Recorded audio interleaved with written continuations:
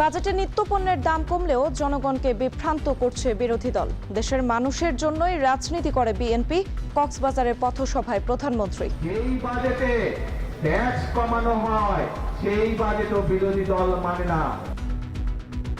খাল খনন ও বৃক্ষরোপণ কর্মসূচি উদ্বোধন, বিকালে যোগ দিবেন চকরিয়ার জনসভায়। সর্বস্তরের মানুষকে অর্থনীতির সুফল দিতে চায় সরকার। ঢাকায় অর্থনৈতিক কূটনীতিক সম্মেলন, অলিগার্কদের ধ্বংস করাই লক্ষ্য, জাতীয় উন্নয়নকে সর্বোচ্চ অগ্রাধিকার।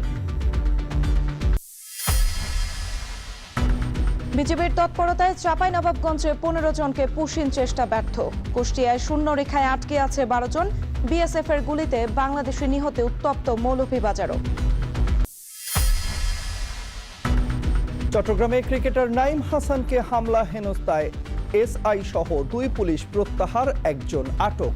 অভিযুক্তদের বিরুদ্ধে বিভাগীয় মামলা, প্রতিবাদে তামিম সহ সরব সতীর্থরা।